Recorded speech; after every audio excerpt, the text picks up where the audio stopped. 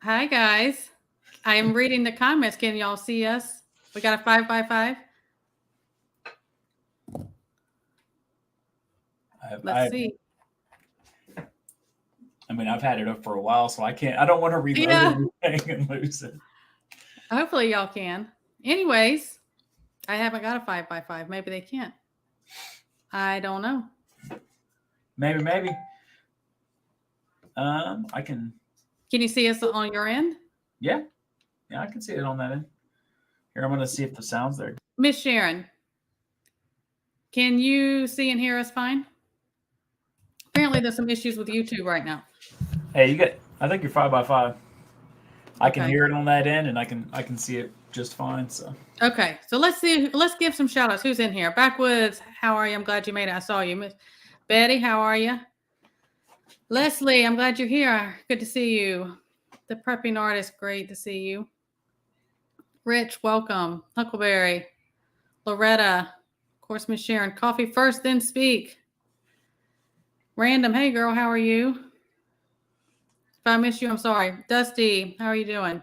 Oh, 5x5. See, something's going on because everything's catching up right now. Guys, I'm not sure. Josh, how you doing? I'm glad you made it. Charmaine, if I missed anyone, I am sorry. Colleen, Montana Patriot. Old Spice one. Hey, TT1, what's up? Okay, if I missed you, I'm sorry. So welcome to a Wednesday night with Wargaming with POTB. This is his area, right? We'll see if we can trip him up any, because he has it all. I'm probably going to get tripped up every single one. No, you won't. Most of them will die. Hey, Joni. Hey, guys. So, you want me to start? Yeah, it can be like really simple things too, guys. Please, throw them in. Oh, and please, if you have something for me or POTB, please put it in all caps, because it makes this easier to kind of filter through all the comments and be able to see that quicker. So, exactly, I agree. TT1. So, no pressure. No pressure, POTB. Okay. Now I'm definitely messing up. So anything you have, and it can be simple things. We always hear the typical scenarios. If somebody, somebody with a sick kid, somebody that's sick or injured shows up, what do you do? We always hear those, and those are fine also, and we can touch on those. But so anything you can think of, throw them down in the comments for him. I even thought about something, just things I think about in my head when I'm doing things or out in the garden and do my stuff, is even if it's something so simple and we're in, shift or something like that, and somebody just rolls up, or you see someone sneaking around that is just, even if it's something I say simple, but if we're in that scenario, it could be a really big deal. Somebody's stealing out of your garden, stealing your eggs, taking your chickens, things like that. That's like, wait a minute, that's my survival food. That's my self-sufficient, nutrition. How would you handle things like simple? I mean, it sounds like, oh, this isn't such, everything doesn't have to be a danger to your life type of scenario. No, not at all. Not at all. What about, sorry, that was a loud noise. That's what okay. About how far into it are we? Like into shift? Yeah. Or is this like nowadays? No, I mean, if you're like, we're not just up, and you can't just go up to the grocery store and you're like, I'm maintaining my garden and this is my food supply. Of course, not what you have, your preps inside, but this is your ongoing stuff. Yeah. How far do you go for that? Oh, we got to be careful because, see, this Tennessee, TT1. Clip them. That's the end of it.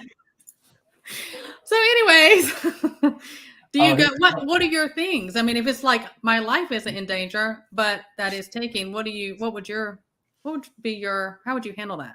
So if I was good at gardening and I had my stuff on point, no, but if I had it going on, and I guess say during the food shortage or whatever, that's probably going to get worse and come up, like in that kind of time frame, which is still kind of a shift for a lot of people.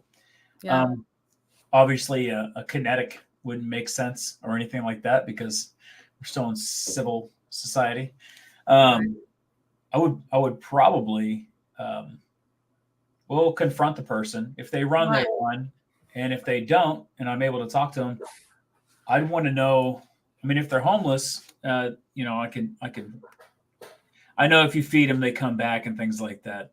I get it, but I could feed them and then reassess my own security because apparently people just walk into my property. Right. Um, I was but thinking about things like that at night. And if you're in a situation like, oh, we have cameras, like we have security cam, different things like that now. But if those things aren't working at that time frame, I mean, what do you, and you're like, people usually will do things like that. They're going to sneak in at dark hours. It's going to be dark 30 and they're going to come through because they're going to be hidden more. There's that balance of what if they are starving versus, well, now they have a free buffet over here. They just know to come to. well, let's say it's an older guy or whatever that's going over there, and if I could conversate with him, say the guy is not homeless, he's just hungry and poor or whatever. Right. I want to know where he lives. If he lives nearby, I might have a meal with the guy and talk to him because if stuff gets worse, people are a resource. And if the guy has any kind of value, yeah, maybe he's getting a meal, but maybe that guy, like yourself, knows medical. Maybe he has some kind of I don't know his background until I know what he's done in his life, and I know if he adds value to mine. I'm not going to do anything crazy. I'm gonna find out about him first, and kind of I don't know, keep it as another tool in the toolbox that I might be able to use later on. What does he have to barter against? I mean, he may have, even if it's a trade. Yeah. Trade for food. There's that balance. I think that is part of that kind of reading people discernment of, is this person a threat or is this person like, I'm just trying to survive? I think that's my take. I guess it depends. If they act violent and crazy towards me, well, that's going to turn real quick, of course. Oh, it's going to change a lot of things. I'd be really upset though if blood got on my garden. Yeah. Just can't get this. Say what? Just fertilizer, just water that in. I guess. No, I guess if it was further into it though, if it wasn't, I guess hopefully not, but maybe near future. But if it's deep in a shift and somebody was sneaking up and stealing stuff, I'd want to know who they're with. I'd want to know if they're I mean, there's a lot of stuff you try to figure out. So I'd never try to just smoke the person. I would try to capture them. If they ran, hopefully if not, I'm probably screwed. But hopefully I'm set up to the point where I have some people that are on like LPOPs, like listening posts and stuff. They're a little bit further out and they would have told me he was coming or be able to catch him on the way out. Because I want information. That's my goal. It's getting information. Oh, my wife's just staring at me. Sorry. No, but I'd probably go from the only time I would I guess be more hostile is if I saw the guy was armed. Right. In a deep shift scenario, people are probably not going to conceal carry as much. They're probably going to be a little more open about what they do. Right. So anyways, that's my thinking. Okay. All right. Anybody have anything you want to throw up there? Please throw it up there. Oh, and this is another thing I think we talk about also, because we're always going to be, usually, as far as you're going to be most secure and safest bunkering in. We're talking about full on, shift. We're talking about that because this is your safe zone. All your stock is here. All your supplies. You know the layout of your house, your land, ins and outs. All that.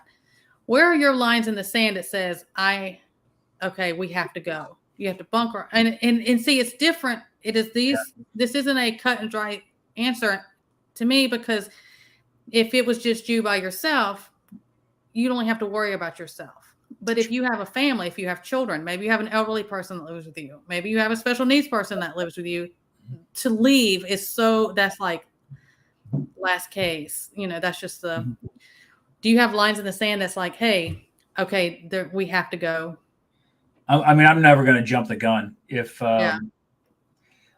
I mean, no matter what, if it was like a CME or some kind of a grid down thing, and I mean, if anything ever happens, like for power, I would check my cellular, like everything. I would check all the all the resources to see if it's literally just down across the board. I would check my vehicles, see if I could still use them. And I would start moving almost immediately if I had vehicles. But I would leave because most people will stand still, right? So I can go to the place that I'm bugging out to and drop off a truckload of food, gear, and things like that to the location I'll be at. Grab my trailer, come back, load up the rest, and leave. And we'd be gone, 2 days before anybody else if they decided to leave. Right. And I wouldn't worry about traffic as much because most people, like I said, if the power goes out, half the time people just party. They take it as a day off. And I did it when I was younger, when we had the, I'm in Missouri, in southern Missouri. We had an ice storm in 2007. Power went out, and the whole city went out. It wasn't a nationwide thing, obviously, right? Which means something too. But all that stuff went out, and people were looting and doing their stuff. And me and my buddy sat there, and we took a power inverter and a battery and watched movies and just played poker and random stuff. We didn't have a care in the world. But a nationwide thing, I'd probably move if I had the ability almost immediately and relocate. I don't want to really be in the area I'm at. There's, if I had to bunker in, I could. I have people around here I do trust, but about half of them I don't. And I guess it depends on your location. If you're you're right in the city, or you're going to be more of a target and things can happen than if you're more rural, to me, bugging out or up and is always the last resort because, I have children and I have all my stuff's here, that's my security. And, if you're out, more than likely your house is going to be looted and it's going to be gone. It's going to be ransacked. So, I think about that. This is a question for you from Miss Sharon. How long do you think it will take before city folk make it to rural areas? I think it would take longer than people imagine.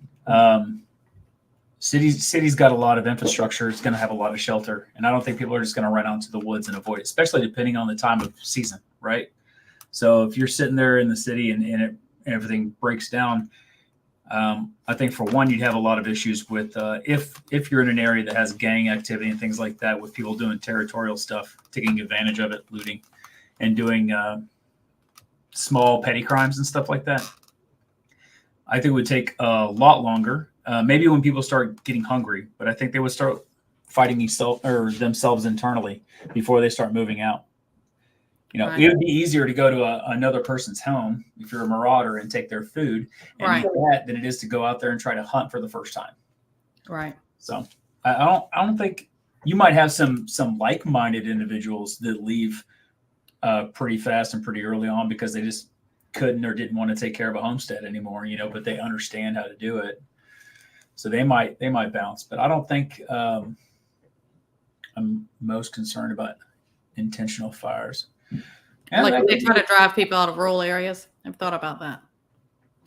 You have to have the right conditions. I'm in a pretty good area. Look around. Yeah. I'm not in the bed. I'm sorry. Go ahead. Huh? No, not right now. Think of that. She's trying to give me food.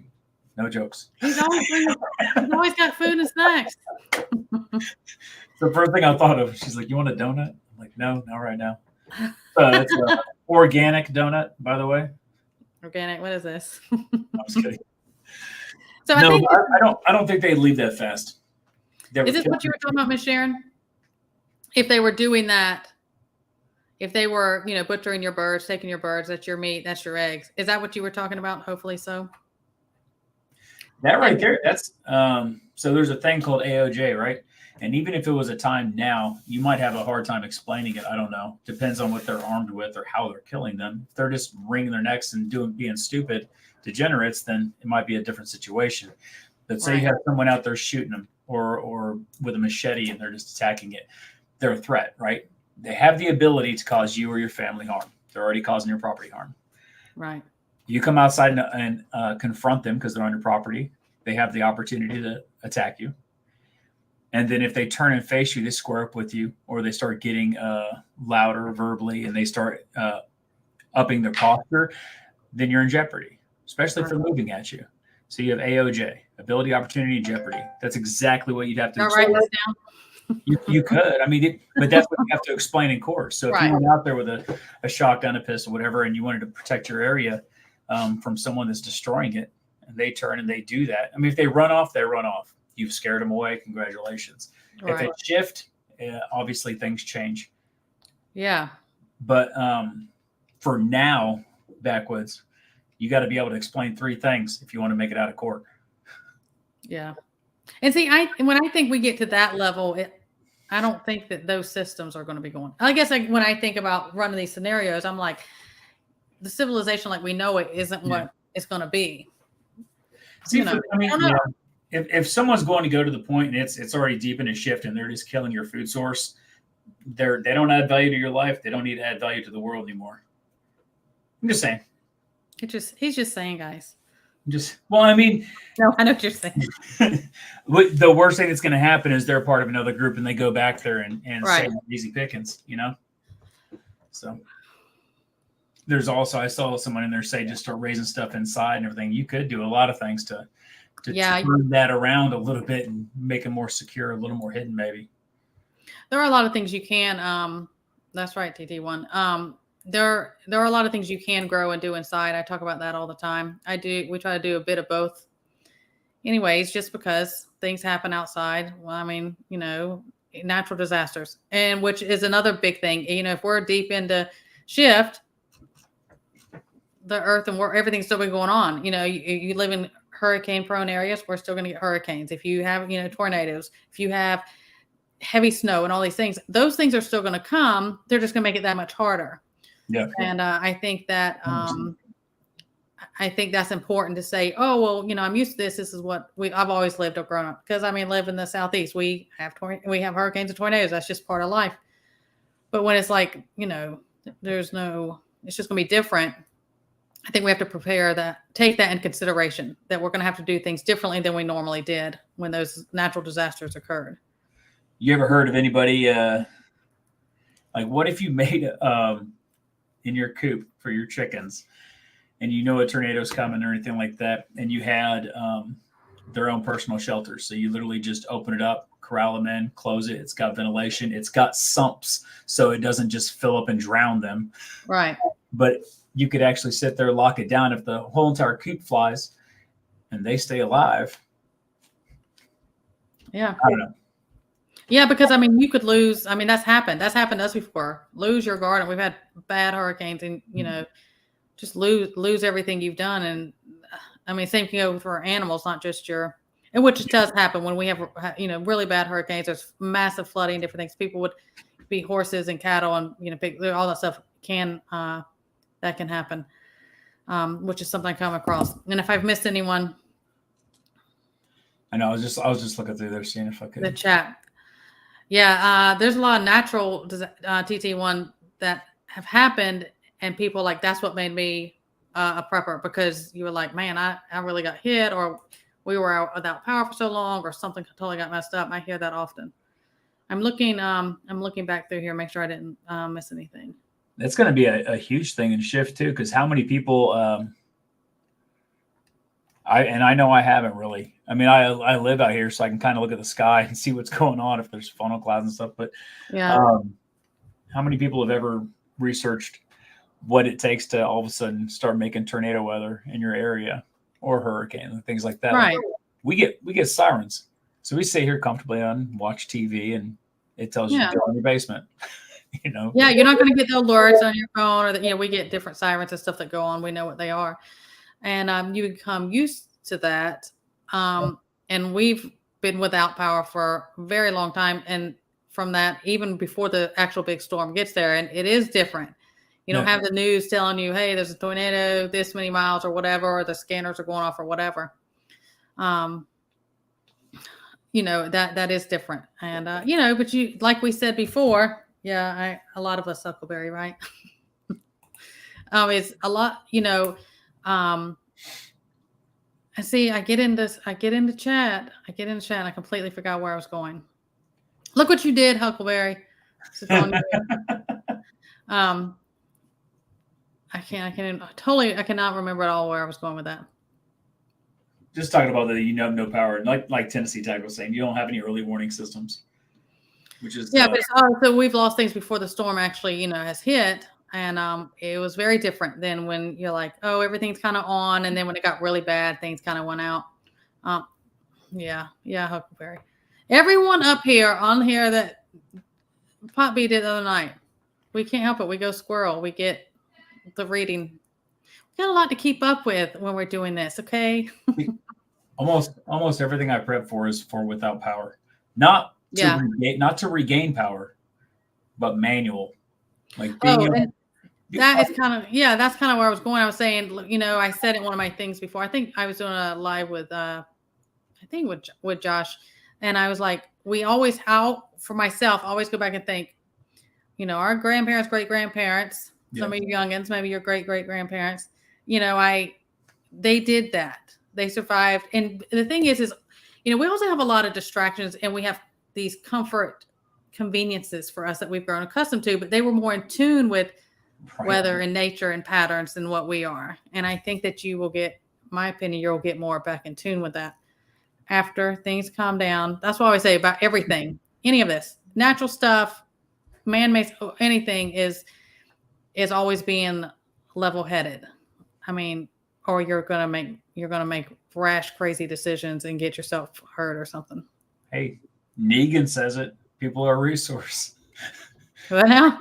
I said Negan says it in The Walking Dead. I was like, people are a resource. You can't just get rid of and count everybody out. You might have that old couple that does remember that stuff. Yeah, exactly. And that's, backwoods. Okay. You're right. I've never seen you go squirrel, ever. Jeez.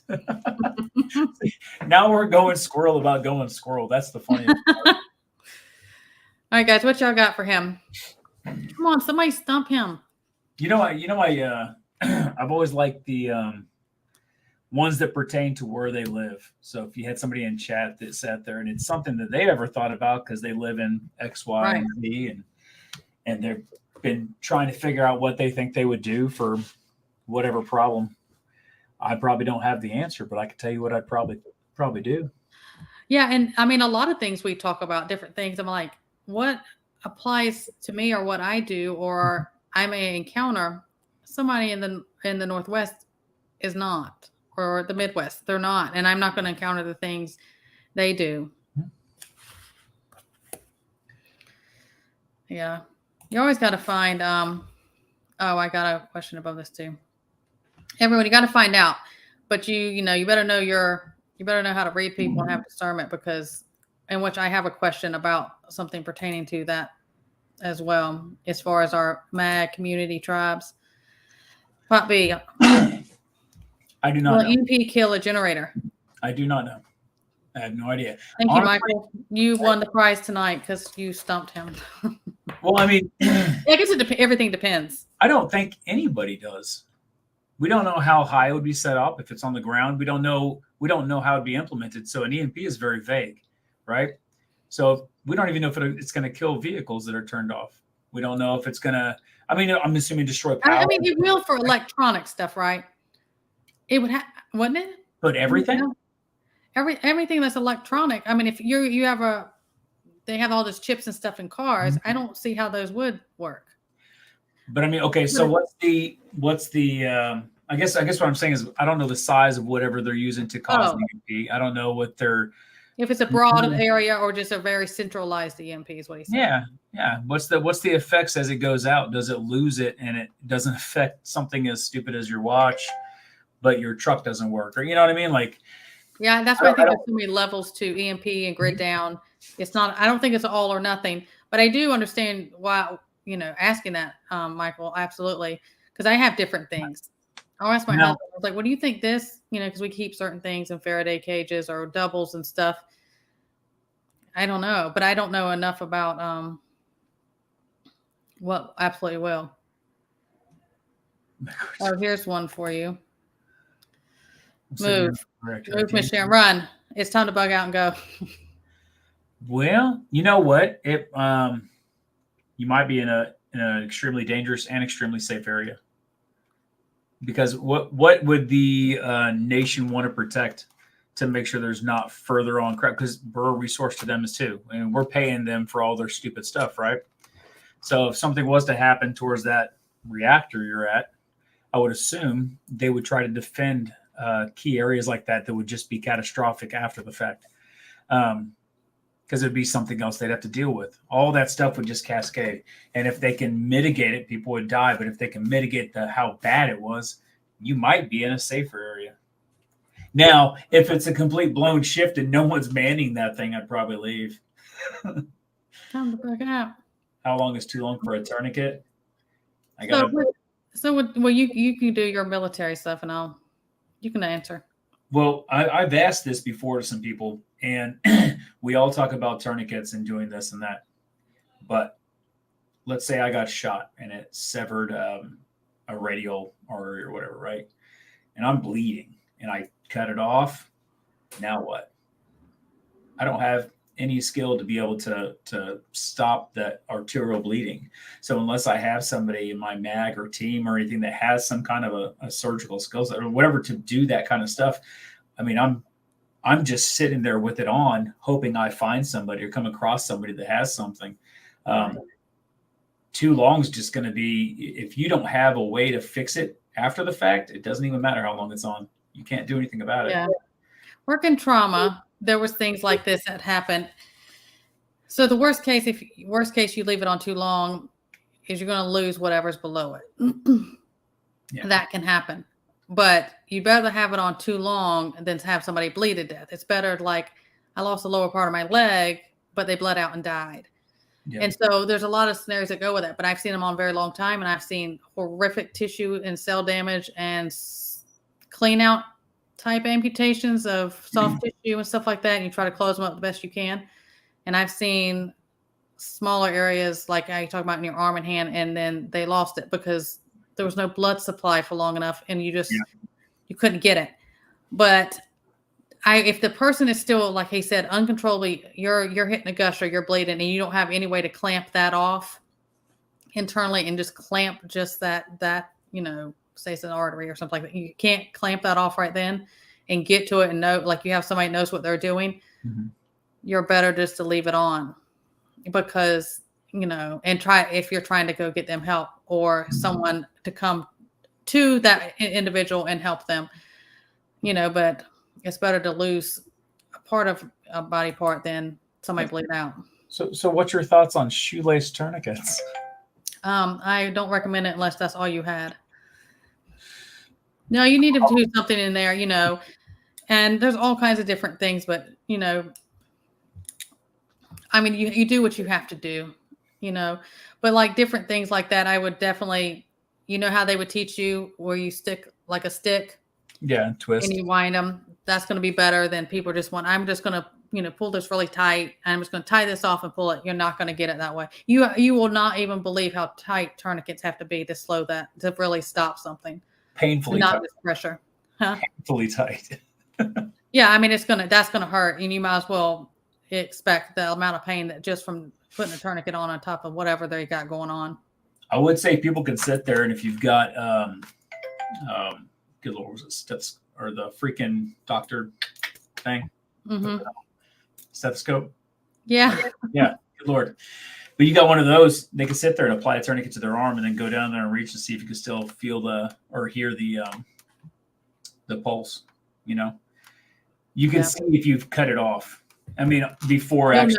When that thing's gushing and going across the room, and you get that thing on there and you flush it out. That's why I don't care if it's water or something. At that moment, you go in stages when you do things like that. Okay, I got to stop the bleeding because somebody's going to bleed out, and of course, then you flush that to make sure, is it stopped gushing, or is this from tissue bleeding, or is this a gusher? There's going to be something very different with that, and then you're going to start worrying about getting that fixed, and of course, you're going to use to flush it, whatever at that moment, what water source you get a hold of. It may not be exactly, it's not going to be always sterile, because that's usually not had things like that happen. And then you're going to have to worry about that after the fact, sadly. East Coast tsunami warning comes out, 2-hour warning, 200-foot wave coming in and go. I've been asked this before. Okay. I don't remember what show it was, but I don't know if I was asked it or if I asked somebody else. Anyways, 200 foot wave coming in and go. We I've been asked this before. I don't remember what show it was, but I know actually, I don't know if I was asked it or if I asked somebody else. Anyways, 200 foot wave coming in and go. For one, I'm assuming I'm assuming everyone around there is going to be probably panicking or moving or trying to go. I'm sure a lot of people would just go inside of a building because people think a wall is cover, and they'll be good to go. I would on feet. If I find a bike or anything like that, get them. A lot of those cities and a lot of those places, they have those e-bikes, and you can sit there, just run a card and go. So instead of running, I would probably sit there and go to one of those. If I'm on vacation, most likely it's just me and the wife. I might have the kids with me, but just depends on what we're doing. But I can throw a kid on there. I can get on there. She can get on there. We get two of those and just cruise and go as far as we can until we find if we had a 2-hour warning, I'd probably go for, an hour and 45 minutes and go as far as I can and then find shelter. Yeah. I don't know how far inland that thing's going to go, and I don't know what kind of obstacle I'll come up with, so I'm not going to wait. You always try to get higher and higher ground. Yeah. Buildings, anything. I mean, don't, people, even hurricanes, they'll do that and they're like, oh, I'm going to get in the attic. Well, you don't have any way to get out of the attic. I mean, right. Common sense, Here's one for you as well. We all ask about where's the cotton, how to make artillery. I don't know how to make artillery. Keep lying. Well, I don't have the means to make an artillery shell. There's other ways to make other stuff, but I don't know how to do that either. I don't know anything about that. I think I've missed a lot. I'm sorry, because it just all of a sudden my chat just jumped, and I think it's freezing for some reason on and off. So if I missed you, I'm so sorry. Or put it in there again. What in the world? Is yours acting kind of weird? Well, it was earlier. I know it came. Nope. Oh no, YouTube's having a crap load of issues. They keep blanking out. It came back earlier. It's gone again. So you might have a little jumping in chat.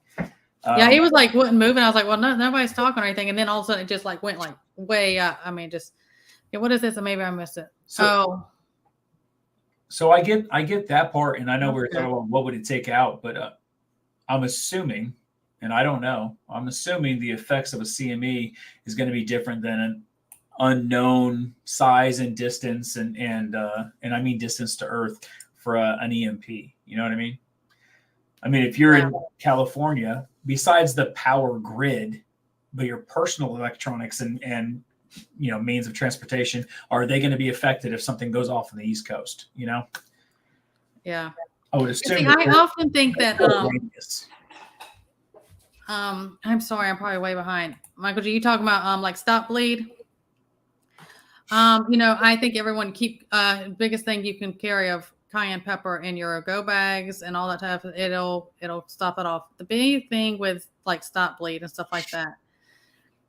Yeah, I'm not saying don't have it, but I've also seen a lot of in ER people would have that. It could be like, I've always had like farms and horses and stuff, and they would have a kid get into that and they would eat it. Oh, the granule stuff? The stop bleed. And there was always that risk.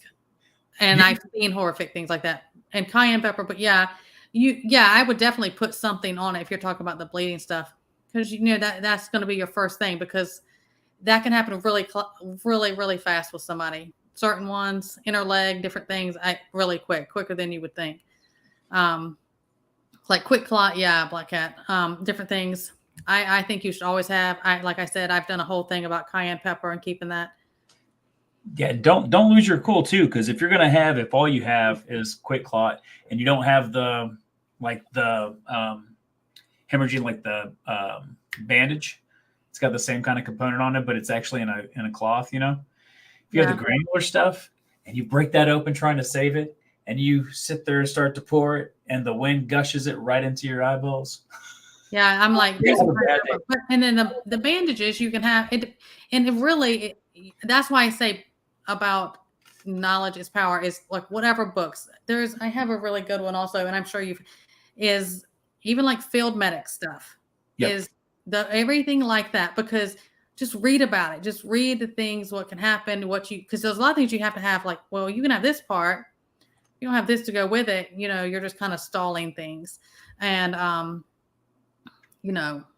just like wargaming, might do that, run those scenarios through your head, have with the books and stuff out, get your supplies out and be like, recognize those things, get familiar with them, because familiar, like you know how you get muscle memory for different things is you have to, because you're gonna, you know, especially if you're not used to being around trauma or medical or anything like that, you're gonna have this panic, adrenaline. Oh my gosh, I'm frantic, I'm freaking out. That's why we do these things, because you want to train your mind and your body to, you know, react calmly, even when it's a horrific situation.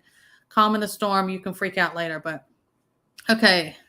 I was going to say too, if people are like training with tourniquets and stuff like that, because anything you're going to have and you're going to train with, make sure you obviously have more. Even the tourniquets, they'll go bad over time. If you they can get that weird dry rot to them. Mm-hmm. Different things like that. So especially, and if you depending on where your temperature, where you live, you can be extremely dry. That's gonna happen quicker. You can have different things where there's high humidity. But you know, we're going to practice things, get things out. Be careful with your supplies. If you have kiddos, be mindful, because just be mindful. Like I was talking about that, I've seen stuff in the ER with that happening. Okay, do you know parabelt ratchet tourniquet? I have a ratchet tourniquet. I have not opened it. I've played with ratchet tourniquets. I'm not a huge fan of them. I like the cats. I like the Cat 7s. They're easy to use. I'm used to them. I've done enough training with them where I can have them set up. Because when you get them, you open them up with the package, you set them up. You don't just sit there and first time pull it out and then try to put it together and use it. You have it ready to go. And you'll feel that when you sit there and you become familiar with the tourniquet.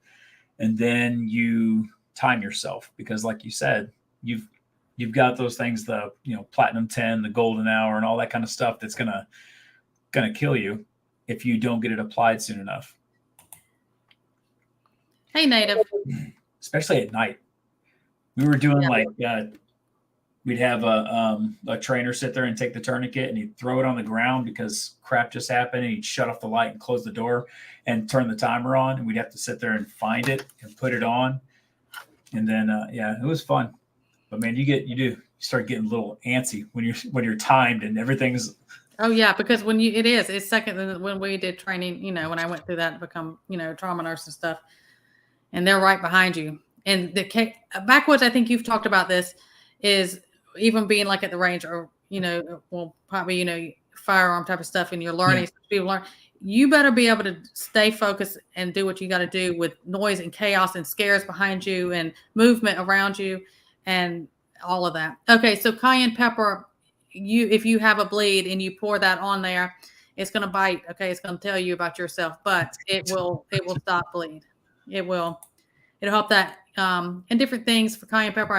if you go through my videos, I did one on it, talk about different scenarios. Somebody's having a heart attack or you got really bad bleeding, you put it on there and then you want to drink some internally. That'll help. I don't know how far behind I am, but I'm getting through it, guys. I appreciate y'all.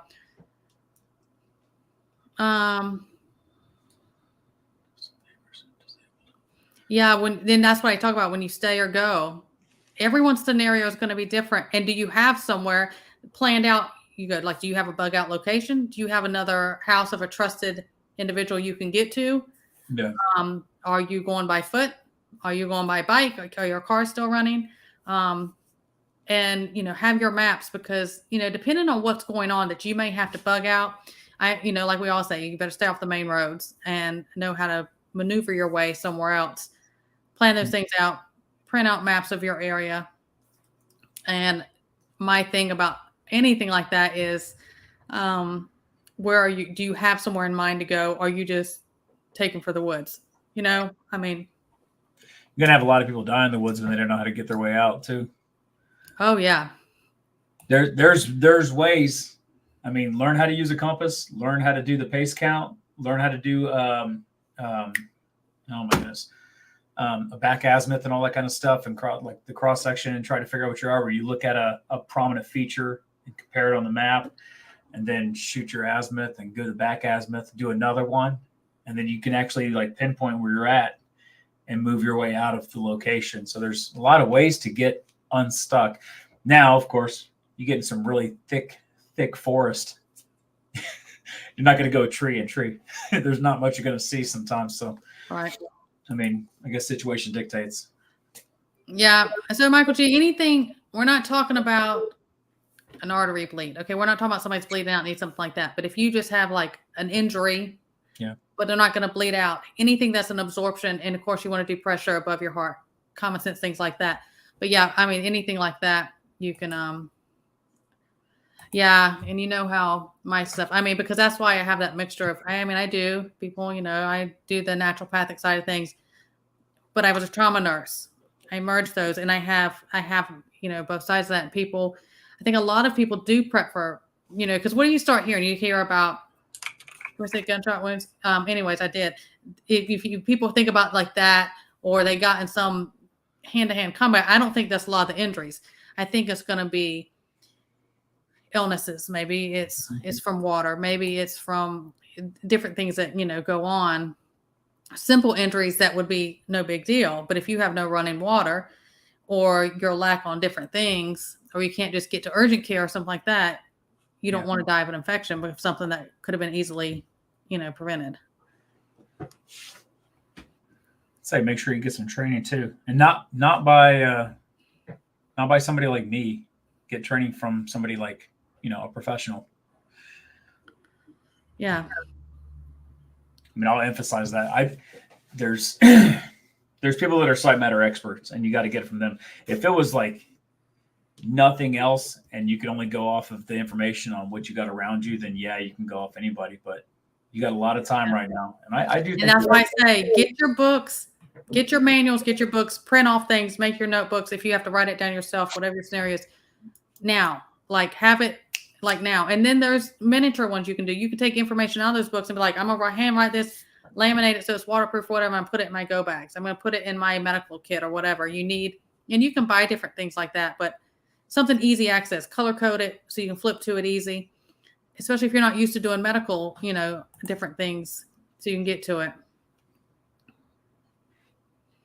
I'm getting through them, guys. Just learned. Okay, native. I mean, if that's all you had, something's better than nothing, but please don't. But everything. There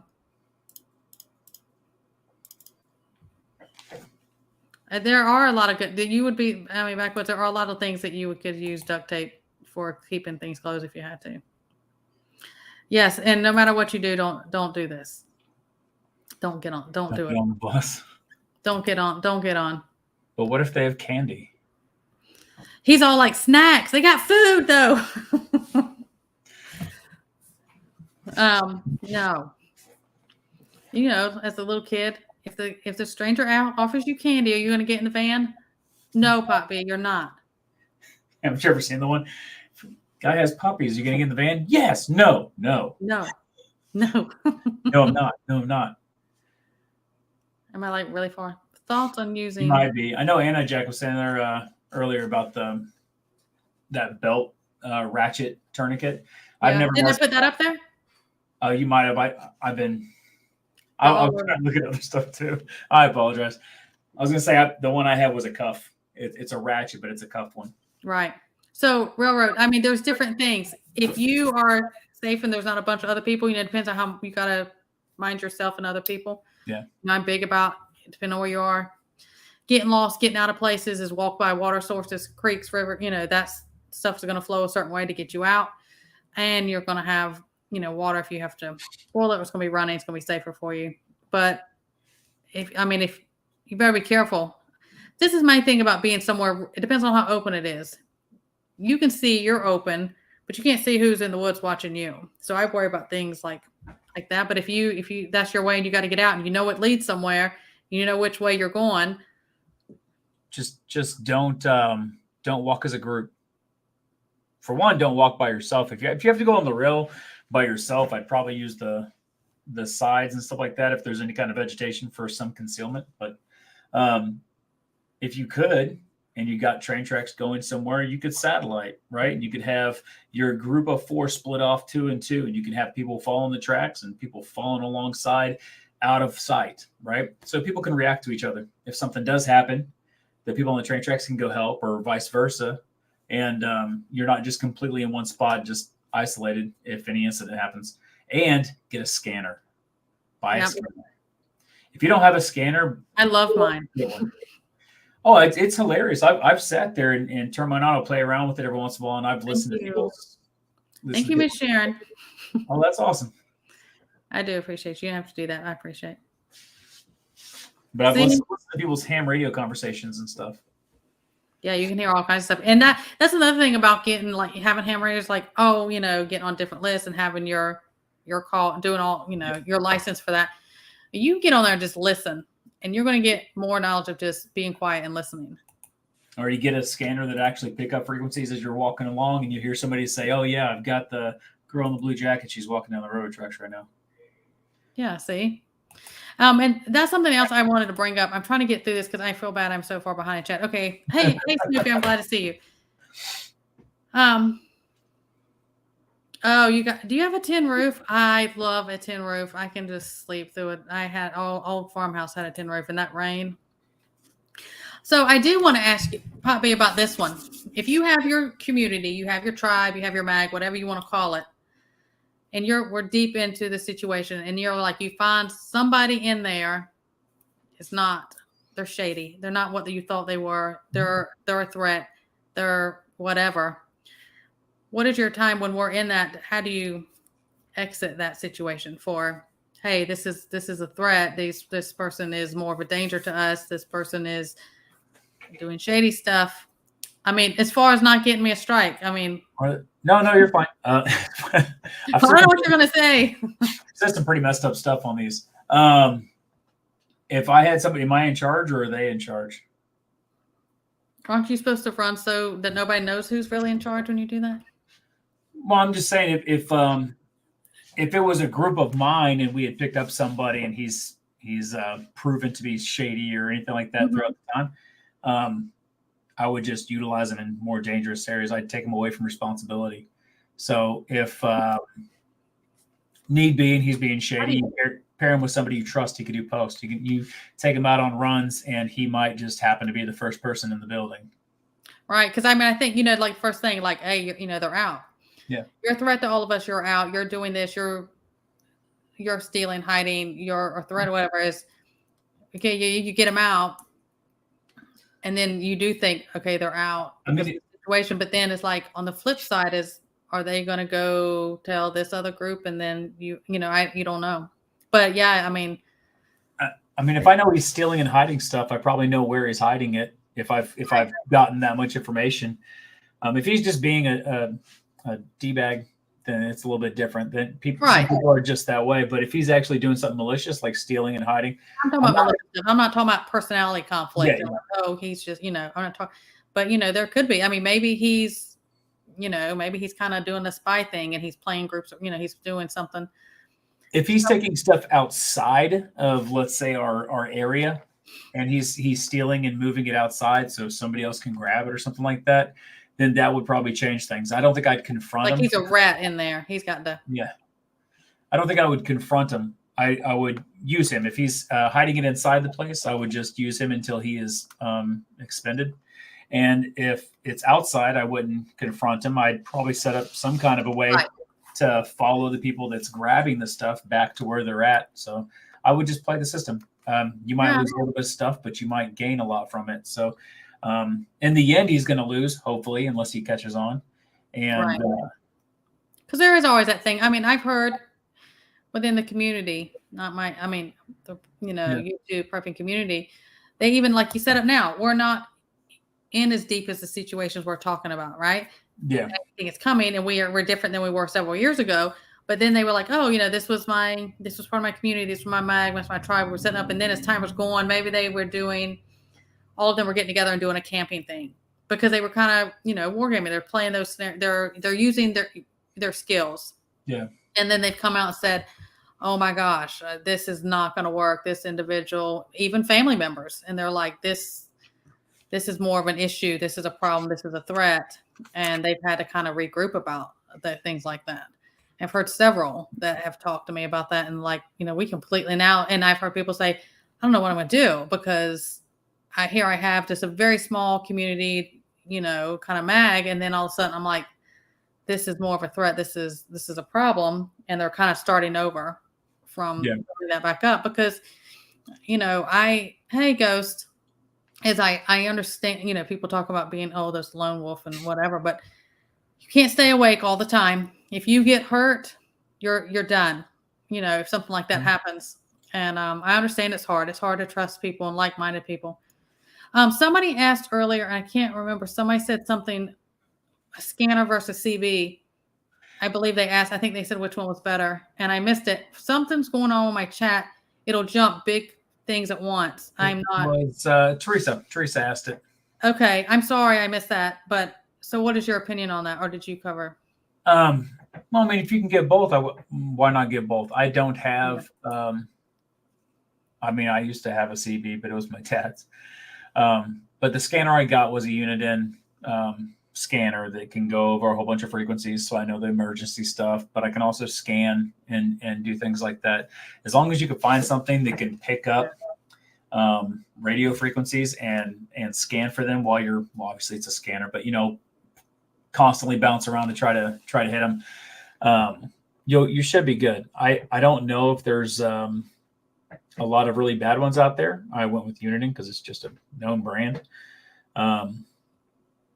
But as far as like where to get them, just go online. You'll find them all over the place.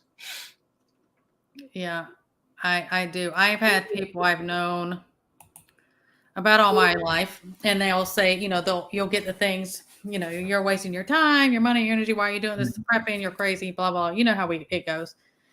Then right out, their next breath out of their mouth is like, but if something does happen, I know where to go. No, you don't. Yeah, I told my sister she can't come. No, you don't.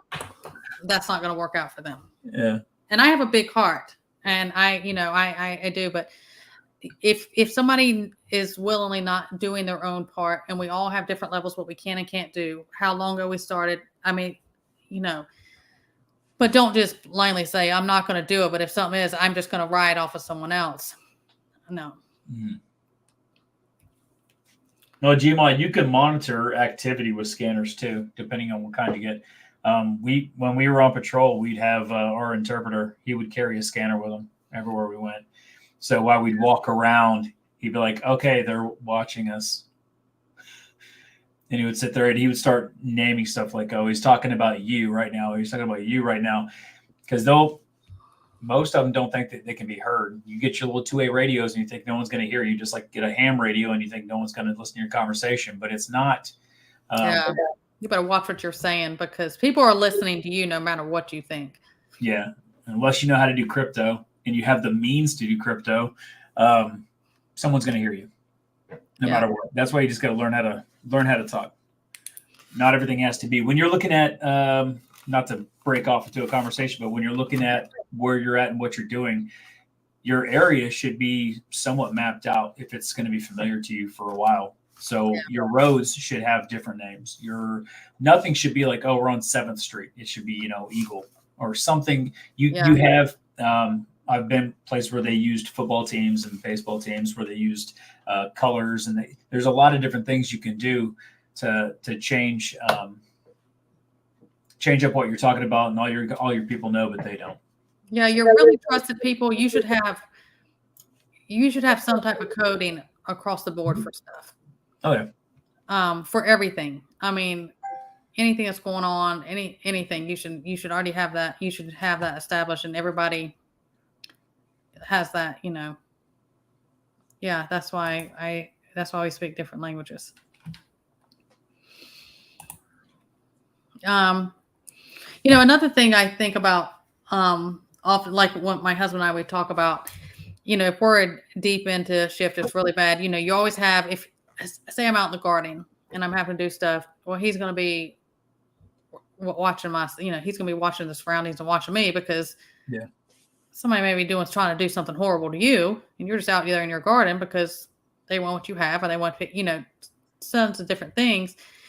And, especially if, like, you have children, if one of us had to go off and say, I have to go fishing or even hunting or foraging or like whatever the situation is is we don't go together, because God forbid something happen. Somebody's going to be with the, kids. And I've thought about the scenario I'm asking you is like, if you have somebody that's, in your tight community or your family, and they go off like that, hours and hours, they don't come back. Do you go looking, or is it, of course, if it was your spouse, you're like, I'm going to go find them, that's how it is. But, do you think about like, well, obviously something happened. What am I walking up into? I mean, no one should ever be alone. Right. If you have the means, if you have the people, no one should ever be alone. So if someone goes off, to me, someone goes off and does something, always have somebody with you. One gets hit, the other can radio. I mean, there's all kinds of stuff. You might, even if they both died, if they were able to sit there and say what's going on, at least somebody can react. And don't right beside each other. There's that staggered stuff that they do. Yeah, you don't have to be holding hands walking around. Definitely don't. But yeah, no matter what, even if say you guys were moving from point A to point B and you're just trying to get out, so maybe you bugged out of your bug out, and you're on the road. Even if somebody had to go to the bathroom, somebody goes with them. Even there's no humility like that. Everything is done together.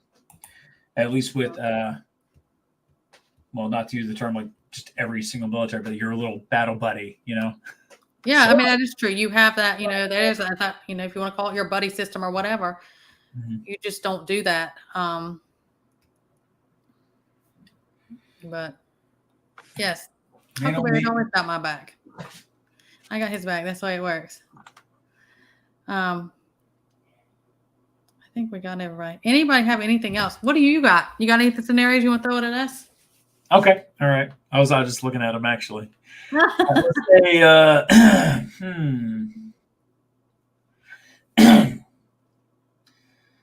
Let's see here. He's got a cheat sheet, okay? Well, I've got a list thing, a little app on my phone, and every time I'm anywhere, if I think of something, I'm like, hey, I wonder. Oh, and I'll just write it down. Right. And I'll go. But I've been doing that for a while, so I've got a whole bunch of thoughts on paper for no reason. Well, I guess for a reason, right? Let me see here.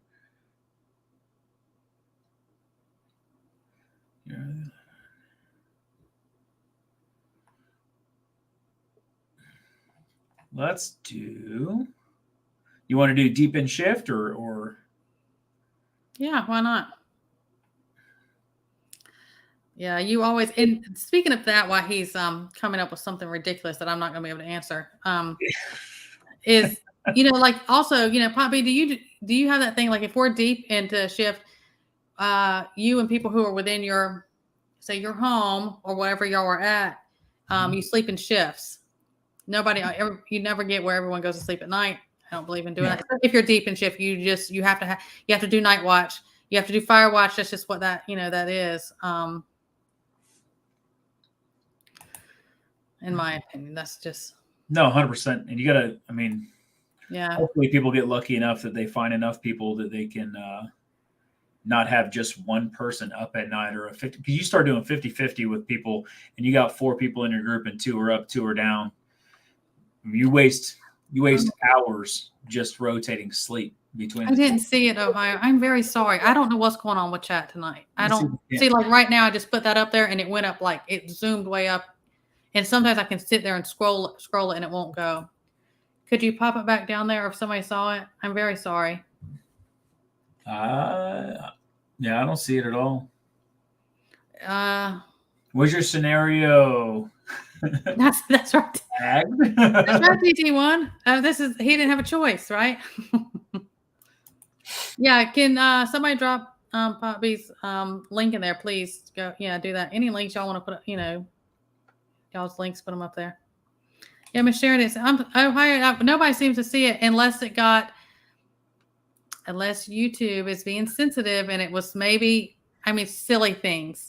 I have comments on my things, and all of a sudden they'll kind of get banned. I asked this one in the last one. I'll ask it to you because I guess it could be immoral. Oh, did y'all see that? YouTube messing with. Did y'all see that on your end? Did your screen go white, flick off? Mine? No, I was looking at it on my phone. I know that Mine Yes. just like went. They're doing something. I don't know. I've What? never had this actually. Yeah, it's been, well, you know what? They did say there was going to be a major cyber attack. Maybe Here we it's, go. What is the perfect one to go through is in this live, right? that's a great one. Yeah. So here is those who haven't seen it. See, my thing is, I don't know why it's doing this. Go check him out. He's great. Go watch his old videos too. I'll go and catch up on his stuff. Okay. Let's see what you had to say. All right, let's do this. You're working. Oh, that's why it got taken off. Wait, who's getting the gun to their head? I guess me. That's dirty. That's probably why they took it down. If someone made it this far like that in my house, then they made it past my daughter and my wife. I mean, my son is my son, but one of them will make noise. My dog will definitely alert me if someone's. Yeah, gotta be lots of steps in there. So I mean, I don't think they would actually make it to where I'm at without going through some verbal obstacles. Yeah. I mean, my YouTube's been going in and out since we've been here. Not this, because I didn't want to touch it to see chat.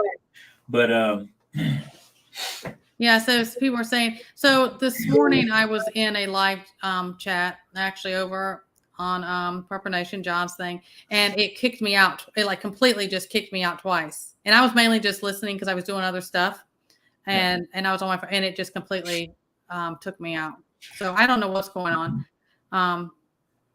Sorry, guys. I got one for you. Okay. It'd be it's not deep in shift necessarily. I mean, it could be, but I'm pretty sure your answer would change. So let's just say it's you're on vacation with your family, right? And there's a hurricane coming, and you guys are evacuating, but it's gridlocked and stuff like that. So you're having a hard time getting out anyways. You're just trying to make it to some kind of a shelter of safety. On the way out, you find somebody that needs to be saved, right? They're let's say they're wheelchair bound, right? And they're just stuck. Everyone left them. Their loved ones left them, whatever it is. Do you stop and help them and possibly die, or guarantee your safety and your family and go?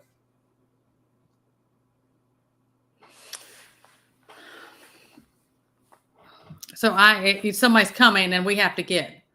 No, you've got a hurricane coming. It's a natural disaster, right? Right. Oh, okay. Everyone's just gone. But you're having like the winds and all that kind of stuff. You're having the effects of it. It's getting dangerous, and you're trying to go to safety. So you don't have a lot of time. So do you save the person and possibly die or get injured? We'll say injured maybe.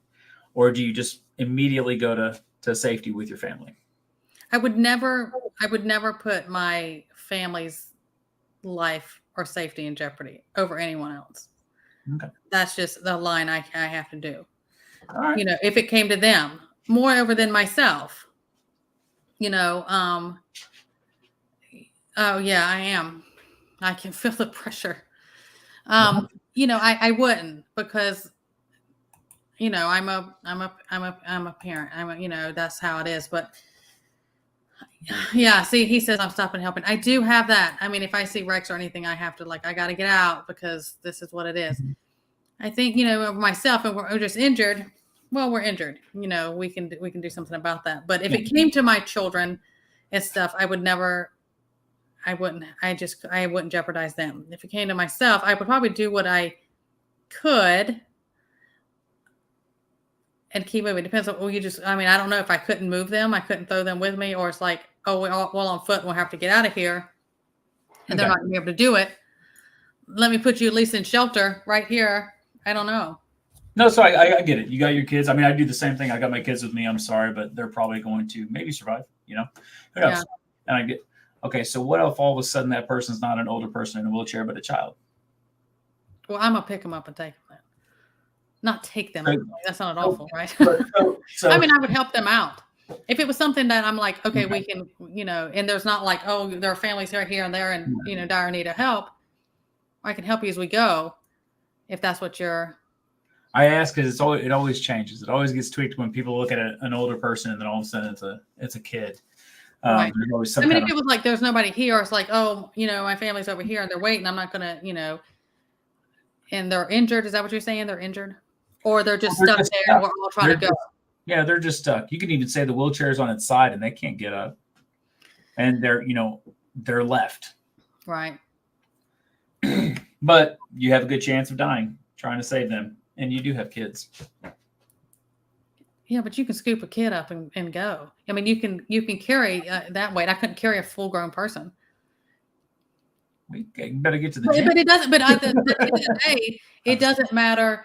Yeah. It doesn't.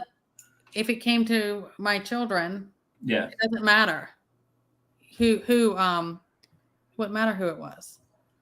It could be. I mean, if I'm gonna be truthful, if it came to my children, it wouldn't even matter if it was somebody I knew. If it's like I have to, if you're in a situation, it's like you or them. That's the way it is, because they're going to need me to survive in the situations we're in. All right, I'll ask you one more. Okay, as I catch up on chat. No, yeah, family first though. I mean, that's just kind of going with the same type of storm scenario. Yeah. You tell me when. You can go ahead. Okay, so let's say you're at your house with your kids by yourselves, right? I'm at the house by myself. With the kids. Okay. And you're in, for some reason, a severe storm that's causing, you could say a hurricane, you could say flooding, you could say whatever you'd want. It's going to be one of those that if somebody doesn't get shelter or find some way to secure themselves, they could die, right? And you have a stranger that comes up to your door, banging on the door, and he wants to bed down in your house during the storm. Do you open and help this person out while it's just you and your kids in the home? Or do you shoo them away and tell them to find another place? And let's even say that it's in shift. It's deep in shift. Right. I mean, I think there is that thing that I don't think it would be the clear answer for every person, because if I'm like, I get a bad vibe off this person, I think I'm about to let a problem in my house. Sorry. Okay. But if it's like, how you can kind of just tell with somebody, not always 100%, you can tell them like, hey, this is just this individual and they were in a situation. Yeah. I think I would have to get a rating off that person. I mean, you can get that feeling even out. Some people you would give a couple $2 to if they come and ask for it, and some people are like, you got a hot minute to get away from me. So he doesn't look like a junkie. He's clean cut, right? He's not. He's just frantic. He's scared. Right. And he's asking to bed out. Just get in out of this storm or whatever. Get in out of the storm into your home when it's just you and the kids. And it's a male. Mm-hmm. I mean, I think I would have to go on how I felt about the person.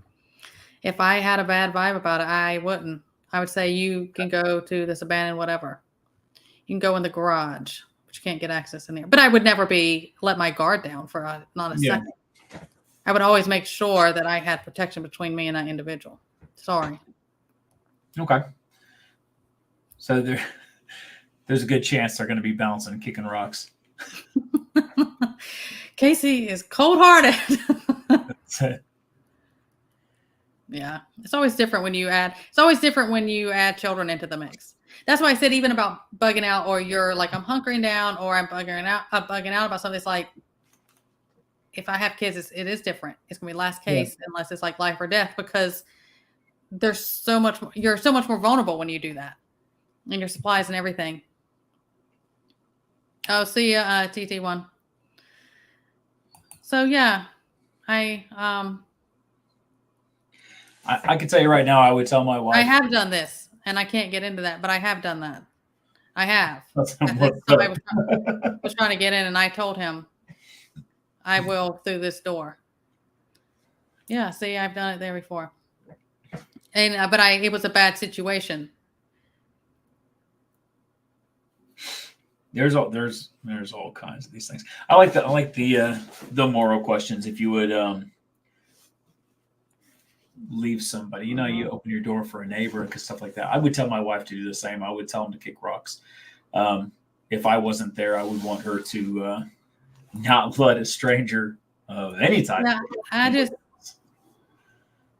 not my garage. Yeah, I don't. I mean, and it is, as a female, it is different if you say this man. Yeah. If he was a clean cut guy. I mean, there's just. I mean, that's your safe space and safe zone. I just, I'm sorry. I mean, where did they go for that situation? If I'm in my home, that they can do it. You gotta get. Right. Yeah. Like get on out. Like no, not me. Oh, okay. I was like, y'all better wrap this up. Like tell them, hey, you gotta go. Get away from my door. Yeah. I mean, I think that I don't know. I just don't open the doors for things like that. Yeah. I'll ask you one more real quick. Do you have time for another one? Yeah. I know we're at an hour 10. So I asked this one a long time ago, and it was about, say you're on a patrol or you're moving from one location to the next, right? Right. But it's you, your kids, husband, everybody, your friends, whoever you've been linked up with, right? And you're all moving along. And while you guys are spread out and you're doing what you're supposed to do, a lady comes out from the side of the woods holding a gun at you, scared, obviously hungry, demanding food, but she's pointing a gun at you. You can even say that her finger is straight and off the trigger. Right? What do I do? What do you do? I don't care how hungry somebody is. I'm not going to let me or mine go down. So, I mean, she comes out there. You're basically just going to react on the person. Well, I mean, if you have people around, I think there's going to be, if it's your trusted tribe of people, yeah, I think she's going to have a lot more back at her. Okay. I mean, you would think that would defuse that really quick. Like, you may pop one off, but I promise you that these other ones are going to get you. Probably, but I mean, desperate people do a lot of desperate things. You see someone that's starving, has a gun, and just wants a can of food, and they're just sitting there holding a gun at you. But okay, so diffuse the situation somehow. So you're going through the exact same scenario, right? And it's a child that comes out doing that, say about 9 years old, and he's holding a gun at you, hungry and demanding food. But it's a kid this time. I know you had a woman before, and it's easier. An adult, you can sit there and diffuse or eliminate the situation. But you have a kid now that is by themselves, holding a gun at you, demanding food. Right. And you're deep in a shift. It's not like you can tell them to go to the store. And we're moving through. We're not in like an area we're going to be staying. No, you're going. And I think that you have to try to anything, like even in situations now, LEO has to do things. You have to kind of defuse the situation. Hey, let's kind of calm down. What do you want? Let's get you talking. What do you want? Let's kind of calm yourself. You need to calm down a little bit so you're not just popping off. What do you need? How much, I think you defuse that as much as you can first. Or, hey, I'll leave this right here and we're going to keep moving on. You stay cool and you grab this and let us go on. Yeah. I mean, can't give them everything. I think that's especially if you're moving on. I mean, if you're like, I'm up right here, child, an adult, whatever, if you're like bugging in or this is your camped area and y'all are staying, there's always going to be a situation that somebody say, hey, I got this food over here. They got to have more. Don't make yourself a target. If you keep moving on, then. So that kid that's by themselves, are you feeding them or are you? I mean, I would try to defuse the situation. I would probably say, I'm going to leave this right here. Just let us keep going. Amount of something, some type of food or something, and keep going. So my question is then, you feed the person, you defuse the situation. Let's say you even get the gun from the kid. Mm-hmm. Why do you leave them? Well, I guess it depends on what we were talking about when he defuses. Are you by yourself? Have you been out here in the wilderness by yourself? I think it's a lot of things. The kid is by himself. Is it somebody that can be an asset to the group that isn't a threat to the group? It's a 9-year-old boy. Well, I mean, I think it depends. Do you have a family? Do you have a group of people you're with? Mhm. Yeah, you're with your group moving from one No, location. no, I'm talking about the child. Oh, Does okay. that No, he's child back. coming from? Are you coming over from a group? Is your family somewhere else? I think you asked those questions. No, Okay. he's completely out here, and he's been surviving for a month by himself in the woods. Yeah. Well, then why wouldn't you bring him with you? Okay. I'm just curious. Most of the time, people would just shot the kid. What? Oh yeah, you'd be surprised.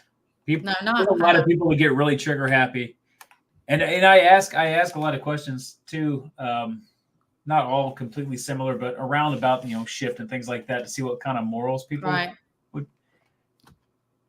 Some of it's kind of worrisome. I don't know if I'd want to meet a lot of people in the shift that are in our chat. And I think that's why you're always safest if you can stay Yeah. where you're at Yeah. in your bugging in your home, all your stuff's there. You know your area. You know all your doors, your windows, areas people come. You Yeah. know your surrounding. You know that whatever. Um, and the thing is, if it didn't diffuse and it continued to escalate into a threat, you have to be. I mean, you have to take care of yourself. I mean, it doesn't matter. Law enforcement does that. Yeah. I mean, I think that's the way I would have to look at it. Yeah. And that's my thing about asking about that. You see that in other countries, everything they'll use kids as bait to try to do those, to work on people's emotions, to oh my gosh, these things, and then you're led into a trap or you're ambushed or something like that. You know, I think you have to. I mean, I would try to diffuse the situation no matter who it was and get everybody to calm down a little bit, unless it was like a direct. It's me or them. No, it's not going to be me.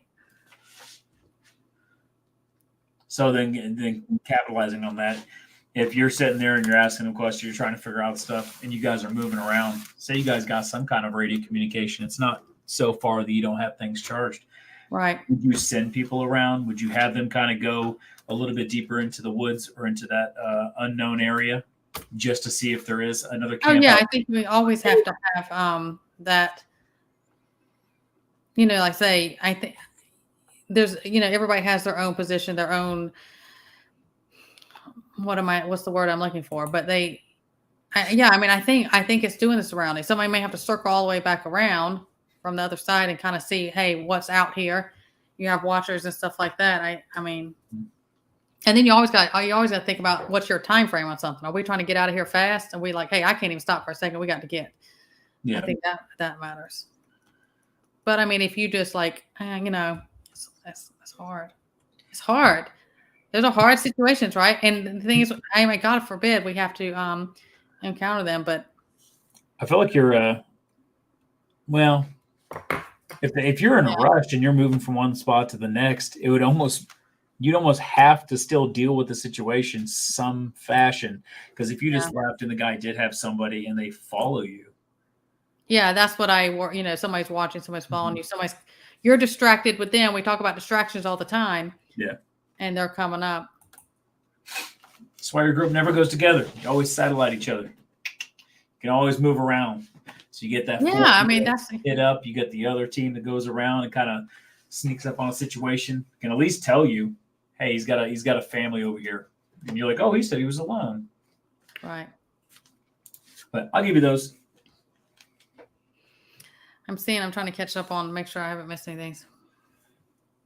Yeah, some of these comments I can't put up here. Yeah, right. Yeah, I mean there are. Oops. Oh, good. You got a thing. Appreciate it. It is a scenario thing. That's why I think certain, and that's life. That's real life. That's different things you encounter. That is.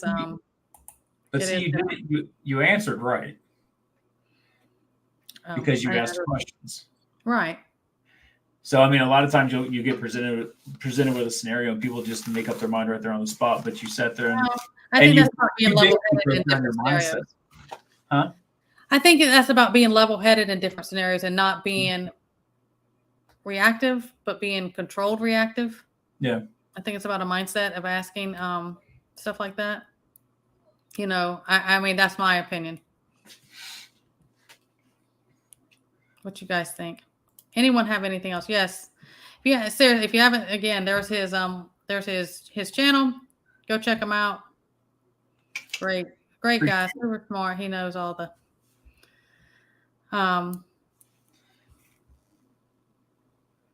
yeah, I mean, you always, that's why you say you never don't walk in a group or a straight line or anything like that. You have to be spread out, and there has to be some sort of communication, even those who are out of your visual range and stuff like that. And then that's the thing about having that trusted community around you, because, and not just, I mean, it may not always be the scenario you can have, but that's why the lone wolf and stuff, it's just not going to work. I mean, what if you're by yourself in an encounter situation like that? Yeah. It's going to be a lot worse. Yeah. It's going to be really hard to sit there and find individuals that trust anything. I mean, you get to the point where a lot of these scenarios we sit there and talk about, what if for some reason, God forbid, you've lost your entire family and you're on your own, right? You got pushed out of a place by marauders or whatever, and you're on the road and you're that person that's starving, and you thought you saw one person and you thought you were just saying, give me something to eat. You got no bullets in the gun or whatever it is. You're just like mad and hungry. Freaking out. You put yourself in a situation and all of a sudden there's 10 people. Yeah, I mean, we could all be that. What if you were in it? What if your family and you were in the same situation and you're the only one that's still alive? Mm-hmm. I mean, wouldn't you be like, I just need to get with a group of people. I'm just trying to survive. Mm-hmm. And I think that's diffusing the situation, but you get a feel for people. You need to be able to read people and keep yourself. If your emotions and stuff start going really high, it's going to escalate them. It always works that way. It's being level-headed and stuff to kind of diffuse all of that. I mean, same thing when I worked in trauma. If I'm getting excited, they're going to get excited. I mean, whether it's somebody who's injured or they're dying, or somebody's tweaked out, or, whatever the situation is, same thing. But I'm sorry. I know, I've been trying to say. I'm sorry, guys. But if there's anything else, we've been going over it almost an hour and a half. Oh, Lord. Throw it down there. Thanks, guys. Y'all been great in here. Yeah, y'all check them out. Good, getting more subs over here. Check them out. Go sub over there. Go catch up on his old stuff. Especially when you haven't seen somebody's name. Go click through, read the titles of content they've put up there. Start going through things. Oh, you hush backwards. Fair enough. YouTube will do that anyways. I constantly get unsub for people, and I have people all the time tell me I was unsubbed from you. I don't get notifications. I don't know. Something really weird's going on tonight with it, so I'm not sure. I mean, it's been going in and out, but it's back. Yeah. All right, guys. Well, if that's it, I'm going to wrap it up. And I appreciate every one of y'all. Y'all keep doing things. Stay safe. Thank you, Michael. I agree. I do always have a good chat in here. I always have good subs, and my chat's always great. That's right, Black Cat. Y'all stay safe. Keep doing the things, and we will see you guys next time.